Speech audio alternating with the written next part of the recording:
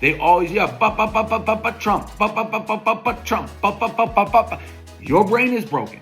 Your brain is broken. You don't get it. And now we got to talk politics because Barstool Sports CEO Dave Portnoy just went on an epic political rant about the Hunter Biden saga that's going mega viral. Here's some of what he had to say. Okay, I thought I was done with political rants, but I guess I got one more. This Hunter Biden thing, it's in the news. Everyone's talking about it. Joe Biden and the Democrats, after probably saying no less than 9,482 times unequivocally that Joe Biden would not pardon Hunter Biden if Trump was elected. The president would not pardon or commute sentences for his son, Hunter. I just want to make sure that that is not going to change over the next 6 months. The president's saying he would not. It's still a no. It's still a no. It will always be a no. It's still a no. It will be a no. It is a no. And I don't have anything else to add. Will he pardon his son? No. He'd have to go through the jury system. Nobody's above the law, blah, blah, blah. What's he do? Of course he pardons them. Of course he does. Not only that, it's like for 11 years. So anything he could have possibly done in the history of time, he is pardoned for. So there's more, but first I just want to say that I don't always agree with Dave Portnoy about politics or anything else, but I do kind of like him and I find him interesting. I watch some of his podcasts. But it is striking to me how even for a person who's not super political, who has his focus on other things, sports, entertainment, social media, the kind of thing Barstool focuses on rather than day-to-day coverage of politics, the glaring hypocrisy, lies, and deceit of the Biden-Harris administration's approach to this whole Hunter Biden pardon is just so obvious that it's infuriating. And if people like Dave Portnoy are seeing that and getting angered by it, that tells me that a fair share of Americans out there who aren't super political, it might resonate with them as well. As will some of the other points that Dave makes, I suspect. Now, I'll start by saying if I could do that for a loved one, a family member, I would probably do the same thing. I wouldn't lie about it. I'd be like, yeah, I'm going to protect my own. No shit. If Trump gets elected and they're going to make Hunter Biden go to court and investigate him, all this, yeah, I'm going to protect him. But the Democrats, Biden, they didn't do that. They're like, no, what are we, crazy? Now, this is the point of this rant.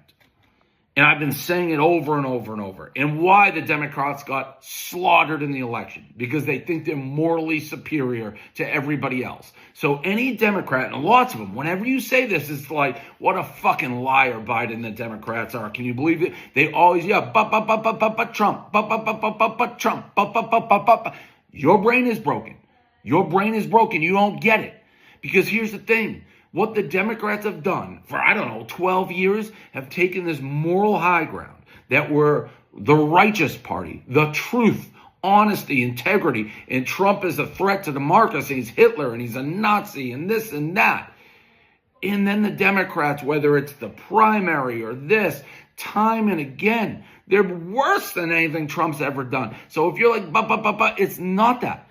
It's the lecturing. It's the Democrats, this engine, just lying straight to our face, pretending they're the moral, righteous authority and thinking the American people are so stupid that we don't see through it. So there's a lot to unpack here, but I think Dave just hit on an incredibly important point, which is that the Democrats have branded themselves as the ones who are going to put the adults back in charge, put the serious people in the room, and yet they still were incredibly incompetent in power, botching things like the Afghanistan withdrawal and needlessly getting U.S. service members killed, and they were constantly framing themselves as the champions of democracy with the utmost respect for the rule of law, things I care about and I support.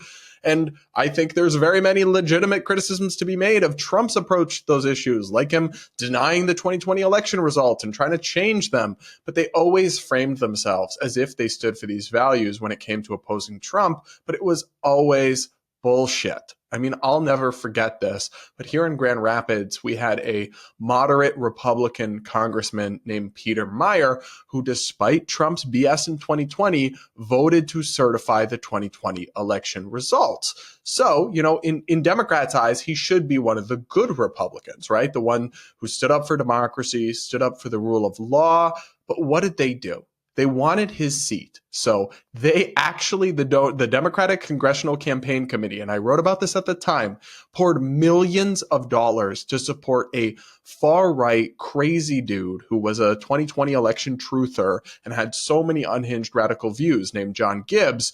The Democrats supported his primary challenge to unseat Peter Meyer in the Republican primary here in Grand Rapids, and were successfully able to do so just by a very narrow margin. And then the Democrats were able to win the seat in the general election, which is why they supported Gibbs. They thought he was crazy and he'd be easier to beat, but they were literally willing to fund and actively support election deniers for partisan political advantage. They did this across the country in those midterm races, supporting election deniers and 2020 truthers because they thought they'd be easier to beat, putting raw, cynical politics over everything they said they cared about. And they've done the same thing when it comes to Hunter Biden and lying to us over and over again that unlike Trump, we respect the judicial system and blah, blah, blah.